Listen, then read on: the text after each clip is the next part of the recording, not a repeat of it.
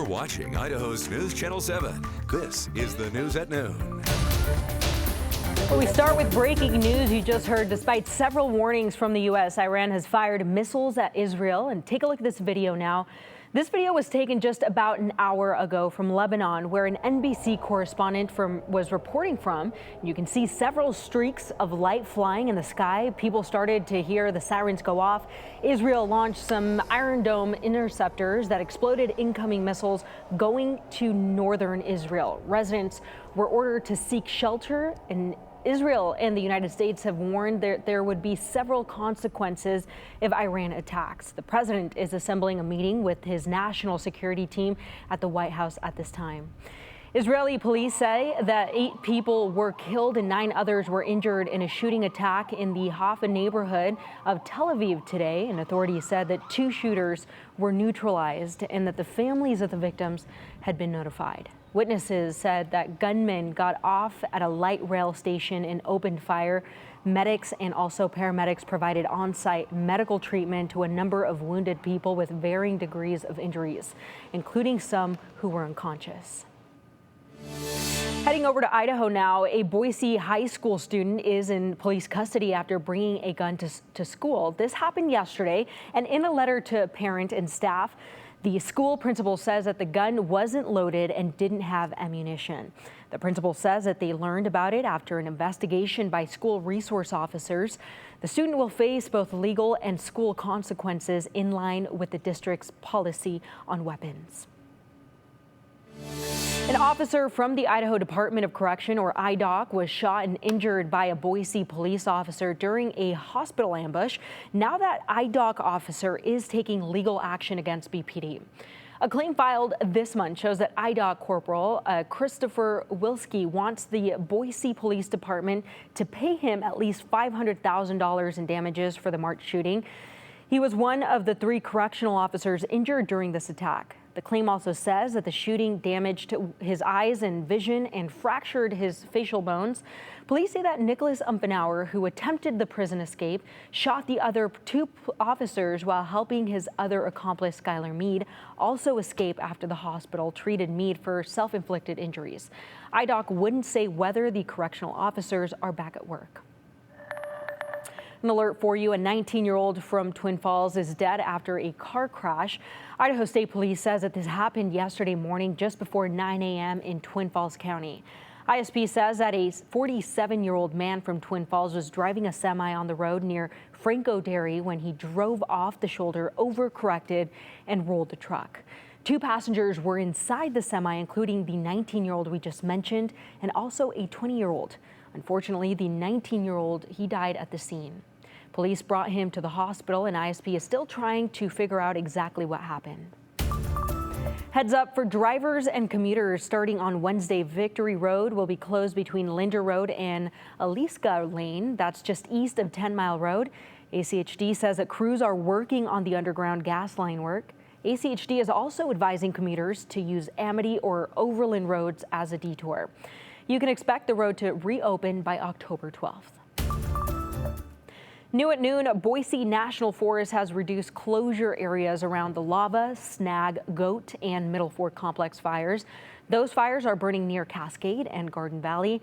There's now access to Sage Hen Reservoir and Tripod Meadows through roads west of Smiths Ferry, and you can also now access the Silver Creek Plunge area, although Boiling Springs Campground remains closed at this time. Deadwood River drainage that's north of Deadwood Reservoir is also now open. Well, it's hunting season in Idaho, and many people who want to hunt near Emmett are wondering how the paddock fire has affected areas over there. Well, just for perspective, paddock fire has burnt more than 190,000 acres. This includes a significant amount of big game winter range. That's why Idaho Fish and Game is holding a public meeting tonight to talk about the fire's impact on wildlife. They're also talking about efforts that they're doing to lessen those impacts and what Fish and Game has planned for the future as well. You can attend this meeting at the Senior Center over in Emmett tonight at 6 o'clock. Let's go ahead and check in on your weather now, Hector. Correct me if I'm wrong, but this morning was a little bit cooler than what I'm usually used to. Yeah, so we saw those temperatures a lot cooler. Some spots in the Treasure Valley even saw some frost on their cars. So again, just a chilly start to the morning. Although those colder temperatures we saw this morning are going to be short-lived, we will continue with some of those cooler temperatures in the mornings. But for right now, we're seeing that we're jumping out of those cooler temperatures into more milder temperatures into the 60s here in Boise, 62 in Twin Falls, into the mid-50s in McCall. And then we're also seeing that Sun Valley is hit at 61 right now. So as we take a look at what we're going to expect for the rest of this afternoon here in the Treasure Valley, we're going to rise up into those upper 70s and continue there and see more milder temperatures as we get through the evening hours into the upper 70s, even lower 60s as we get through the rest of the day. And many spots are going to hit the 70s, even places out into the mountains, with the exceptions of some spots like McCall that get right close to 70, but not quite there. But again, a very mild and pleasant day for today. We will continue to see those pleasant conditions as we get through the rest of this week, but we are expecting a bit of a ramp up in temperature as we get closer into Friday and into the weekend, just in time for that BSU game, that homecoming game there as we get into Saturday. So I'll get more into that in my full forecast. It is official. Gonzaga University is set to join the new look Pac-12 conference. In a press release, the Pac-12 said that they received a formal application from Gonzaga just yesterday. The conference board of directors and its 5 new members, president, voted unanimously to approve Gonzaga. The Bulldogs will now join the conference starting on July of 2026. The conference still needs to add 1 more football school to reach the 8-member minimum to qualify as an official FBS conference. And in the last 2 weeks, the conference has added San Diego State, Fresno State, Colorado State, Utah State, and also Boise State, that is. A Blaine County nonprofit fighting food insecurity opened its programs to commuters this month. Previously, the Hunger Coalition in Bellevue only served people who lived and worked in the county. The nonprofit made this decision this summer after a Hunger Coalition spokesperson says that they kept hearing about people who commute to Blaine County needing help affording groceries. That includes people from Shoshone, Jerome, Twin Falls, and also Fairfield. Spokesperson Kristen McMahon says that many of them, quote, bust traditional stereotypes of who needs food. We serve the hardest working people in Blaine County and now outside Blaine County. And it's folks that are having to work several jobs and to put food on the table for their family. McMahon says that scheduling conflicts and long hours often prevent people who drive into Blaine County for work from getting food in their own hometowns. The Hunger Coalition is also the only full-time food pantry within 200 miles. The nonprofit offers several programs, including grocery boxes and community meals. Parents of Idaho students will have the chance to apply for money to help pay for school supplies soon. The Idaho State Board of Education announced on Monday that it will open applications for the next round of Empowering Parents grants in late October. The grants also are available for eligible parents and guardians money to buy education-related resources and services from the Empowering Parents online marketplace. Eligible families will get $1,000 per student and up to $3,000 per family. The Board of Education will announce the exact dates for the application window once it's finalized. On the national stage, Trump visits Georgia after a deadly storm as Vice President Harris receives FEMA briefings, all ahead of tonight's vice presidential debate. NBC's Peter Alexander has the details for you. Ahead of tonight's vice presidential debate, it's the hurricane recovery effort that's front and center. Vice President Harris at FEMA headquarters after canceling campaign events out west, promising to help the storm's victims no matter how long it takes. I plan to be on the ground as soon as possible, but as soon as possible without disrupting any emergency response operations. Former President Trump arriving in Georgia with the Christian humanitarian relief organization Samaritan's Purse, trying to make a political issue out of the federal government's response. They're not being responsive. The federal government is not being responsive. The former president falsely claiming President Biden had refused to get on the phone with elected officials like Georgia's Republican Governor Brian Kemp. Both the White House and Kemp say the two leaders spoke the night before. He just said, hey, what do you need? He offered that if there's other things we need, just to call him directly, which I appreciate that. A furious President Biden says Trump is making things up. He's lying, and the governor told him he was lying. I don't care about what he says about me. I care what he communicates to the people that are in need. It comes as Trump and Harris's running mates, J.D. Vance and Tim Walz, are gearing up for their first and only debate in perhaps the biggest make-or-break moment of their political careers. Walz wrapping up debate prep in Michigan, first-term Senator Vance arriving in New York Monday. And though Trump has refused Vice President Harris's invitation for another presidential debate, saying overnight he could be open to more. I would love to have 2 or 3 more debates. I like it. I enjoy it. But they're so rigged and so stacked. Senator J.D. Vance and Minnesota Governor Tim Walz will face off in the only scheduled vice presidential debate before the November election. And both nominees are expected to play up their small town roots, abortion, views on family, and the economy. It will all be central and on stage. Fact checking will also be up to the candidates. You can watch it here tonight at KTVB Channel 7 at 7 o'clock our time. Coming up next here on the News at Noon, a new study about women having breast cancer is showing some concerning numbers. We're going to tell you about that report coming up later. Plus, veterans can now access facilities in the Treasure Valley YMCA locations for free and for a longer period. We're going to tell you all those details up next. And stick around, your weather with Hector Mendoza is coming up.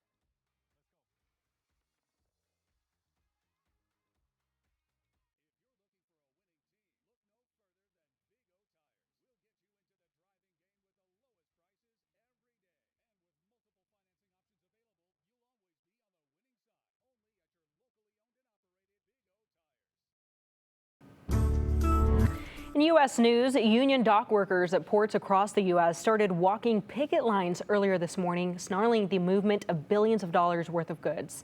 The picket started just after midnight after talks between the International Longshore Men's Association and the United States Maritime Alliance failed to yield a new contract. Philadelphia has one of the region's largest ports in the country for meat and for fruit. It is the first docks workers strike on the East Coast in almost 50 years. Also, a new report says that breast cancer has become more common in women under the age of 50. A study by the American Cancer Society says that since 2021, rates have increased about 1.4% per year in women 50 and under, and the reason is still not clear. A breast medical oncologist at Vanderbilt University Medical Center says that the reason may be what she calls modifiable risk factors like environmental exposures, food, air, water, or rising rates of obesity. The report did have some good news, though. It found that breast cancer mortality rate is down 44% since the late 80s.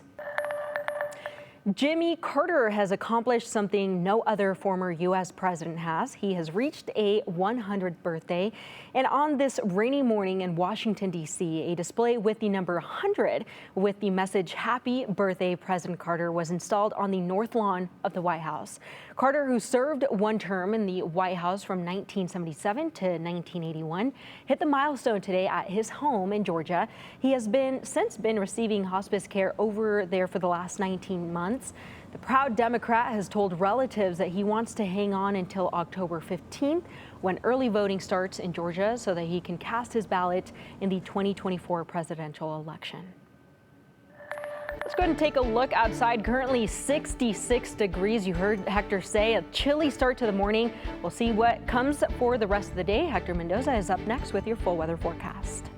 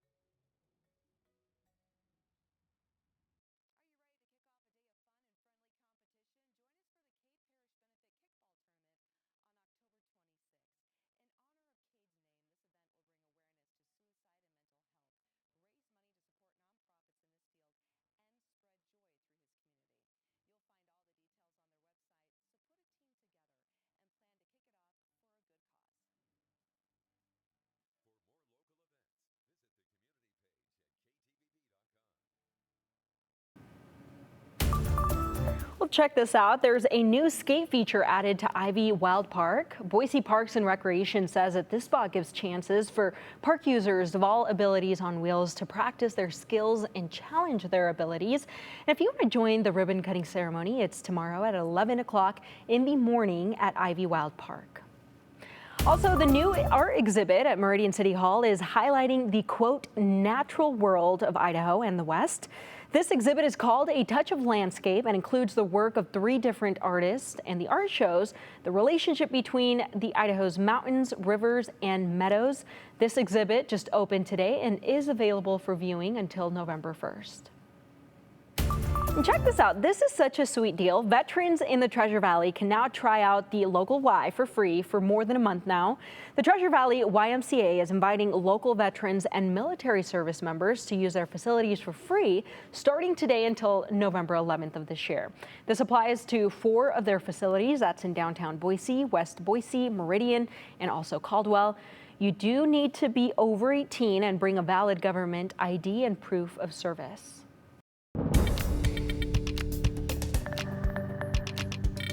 Well, now that September is in the books, let's take a look at the past 2 weeks leading up to the first day of October today. We did see a bit of a roller coaster going towards the last week of September, as we saw a few days there on the 25th there on Wednesday and on Saturday into the 90s. But we're expecting a lot more of those temperatures to look more into this range here that we saw maybe about 2 weeks ago, and we're sticking around there. So here is what we saw this morning, a very frosty start to the morning in the Treasure Valley, in the Magic Valley, and of course out into the mountains in the lower 20s there in places like Stanley and in McCall.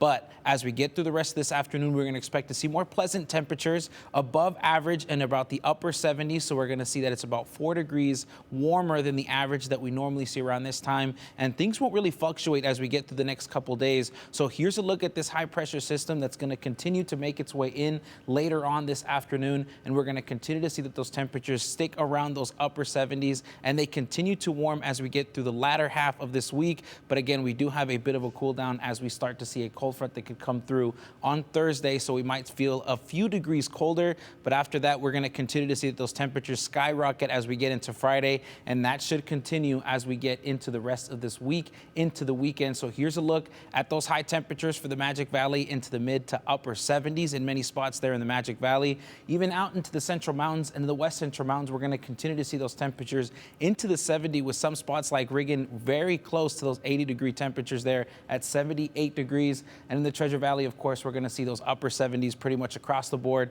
with an abundant amount of sunshine for today. But we are going to continue to see that those temperatures don't really change as we get into tomorrow. This is what we're looking at in terms of those high temperatures for Wednesday. 76 is what we're forecasting for tomorrow, with those upper 70s across the Treasure Valley and into the 60s there. So a bit cooler there out in the mountains with Stanley and McCall into the upper 60s, and then in the mid to upper 70s there for Jerome and Twin Falls into the Magic Valley. But as we take a look at the next 7 days, we're going to see that the next few days stick around to more closer to seasonable temperatures there, and slightly above average there for Wednesday, right around that mark there at 74 degrees, close to that 73 average that we normally see on Thursday. But then after that, as we get into Friday, we'll slowly start to see those temperatures really increase. 85 degrees is what we're going to see for Friday. So that sunshine will continue as we get into the weekend, and those temperatures pretty much stick around the 80s as we get into Saturday and Sunday, with again those cooler temperatures into the mid 50s. And we're expecting those temperatures in the morning to continue to be chilly as we get through the rest of the week. But then after that, we're going to see 80 degrees for Saturday and Sunday. That continues on into Monday, and we're expecting to see that as we get through the rest of next week. So we're expecting that warm temperature for the weekend just in time for the BSU homecoming game, and we'll be right back with more on the News at Noon.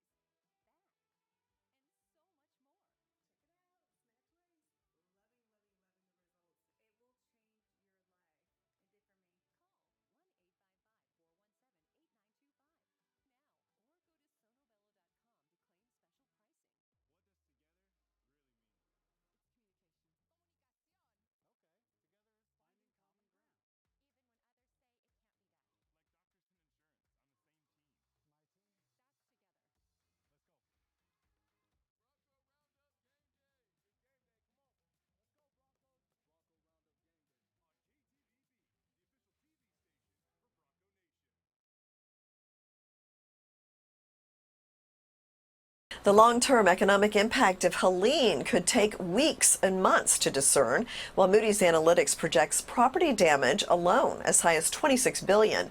AccuWeather's estimates on the total economic toll, including supply chain disruptions, lost wages, airline cancellations, and lack of tourism, they say it could be as high as $160 billion.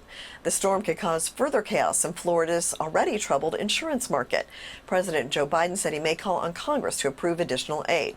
Well, Apple had been counting on new AI features to make the iPhone 16 a hit, but pre-sale estimates point to a more muted early response. Apple sold just an estimated 37 million in the first weekend of pre-sales. That's down 12% compared to last year, according to an analyst at TF International Securities. And in particular, demand for the higher-priced 16 Pro was down sharply. Well, the new financial aid form for college rolls out today. Select students will apply for college aid, but there are still problems from the bungled rollout of FAFSA last year. Congress had mandated the department streamline the application to deliver more money to college students, but there were technical glitches and bureaucratic delays. Now it will open to all people who are looking to apply for financial aid by December 1st. And the Eastern Gulf Coast port strike is underway. It will impact a number of consumer products, fresh fruits and vegetables, especially those coming from Central and South America, expected to be the most and quickest impacted by the strike. From the NASDAQ market site, I'm Jane King with your business update. And thank you so much for watching the news at noon today. Idaho Today is up next. Have a great day.